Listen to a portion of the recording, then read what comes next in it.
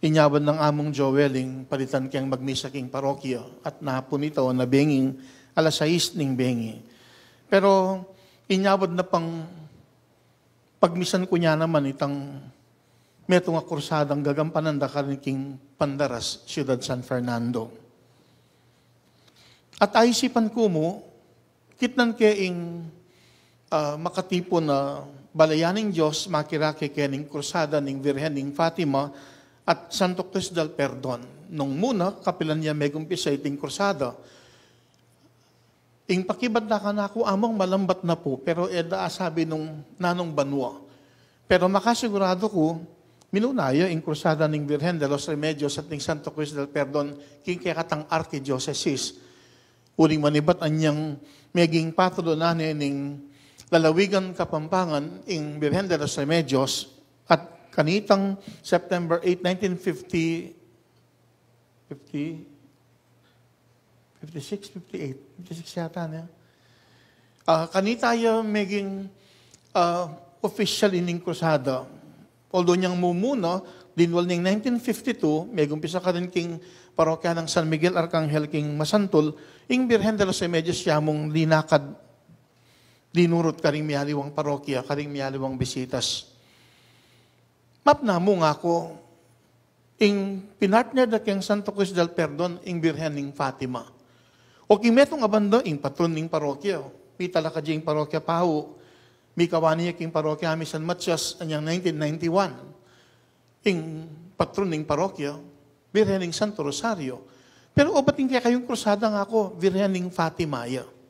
Ing metong ayikit ming sangkan kasidulwalya, ing krusada, bulaning Mayo. Magpiesta yung Fatima, May 13. Ang po pa itong October 13. Pero ang gaya pa lang September, sabi ko, tiya pa din na hanggang October, bang kanita ining kapiesta ng Virgen ng Fatima, makapalubya kitang mayong kaketang October. Pero yung punto ko mo, sabi ko, wala namang pamiliwaye. Lagyo mo yung manaliwang po pang imahe, pero yung Virgen pa mo rin, yung kayabe kening kusada, kayabe ning Santo Cristo del Perdon. At pepaga nakakumo, king dake na ning mensahe na ning Birhen ning Fatima, yitang metong apanalangin na tiro na ning Birhen, karining atlong visionaries, dening pastol, Francisco Sinta, ang Popay Lucia. Itang nanyang dinictate ning panalangin, ang yun dake na ning kiyakatang pamagrosaryo, itang Fatima prayer, makananya pa kasita, O Jesus ko, patawaran mo kami karing kayang kasalanan, iligtas mo kami king api ng impyerno. Itang dakyan na itang larawan na iligtas mo kami king impyerno, o iniing metong kaburyana ay muning Birhen o na kaburyana ng apong Gino. Na miligtas tamo king api ng impyerno, buri na sabihan, tamo mumipakayap kahit isulip kabang mabiye, no na ang gana king kasumagin ng biye, kaburyaning Diyos, ing mipakayap tamo. Miligtas king api ng impyerno.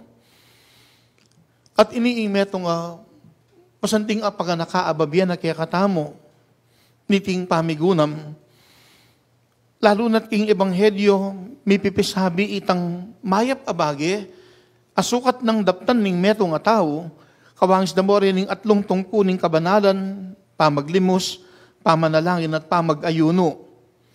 Mayap lang dapat deti, at deti ring maging paralan ban kanita, may pakayaping tao, pero emu kete sulip no ne ang gana king banwa. Ngay ting paganakaababyan na niting pamigunam, ustong megita mong mayap, anggang banwa, may pakayap.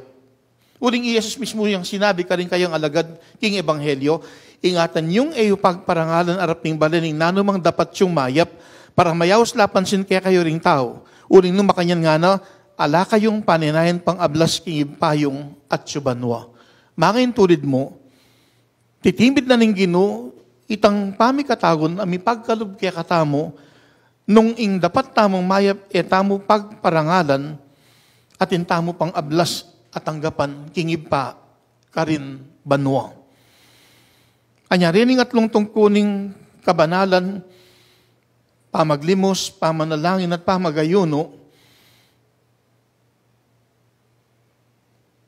marapat mo ing elareti pagparangalan, kawangis daring daraptan daring inaus ng hipokrita ning Ginoo. Uling ating taong kalupading hipokrita, potang maglimusla, pangalandakan na pa mo karing sabla, Nung nanaman itang saup ay beda ka ring adiwa. Kalupad na ring hipokrita ating nung minsan gagawang mayap kalupaning pamanalangin, pero maburi lang tatalakad manalangin ka ring sinagogat ka ring sulok dalan banketa akit dalaring sablang tao, balang mapansin at makanyan dalang purian ketang gagawan ng mayap. Maging king pa mag-ayuno, sa sabyanan ng Ginoo, kawangis daling hipokrita, papakid ng maslam na lupa, lakad-lakad lang lupang danupan banketa, mabalo mo na mag-ayuno lang.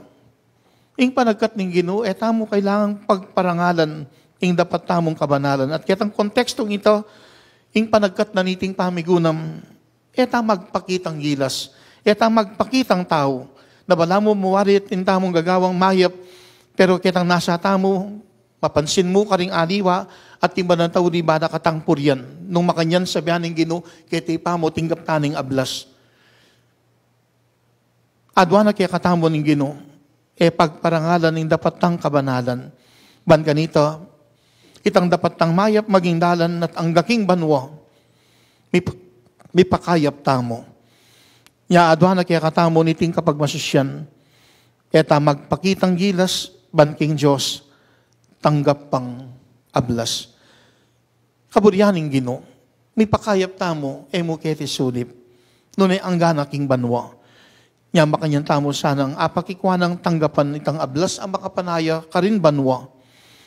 Nung magitang mayap, siguradong ang gaking banwa, may pakayap.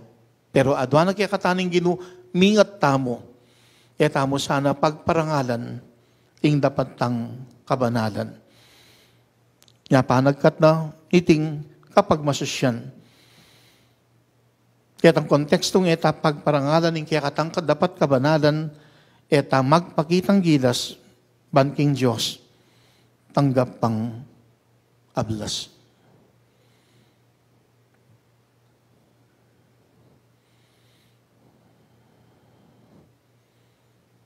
Manahimik tangin ni King Makoy da pinandit.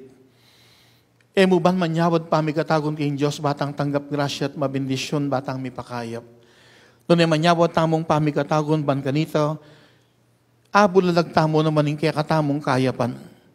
Uling gustong megitang mong mayap, ang gabanwa, sigurado tamong mipakayap.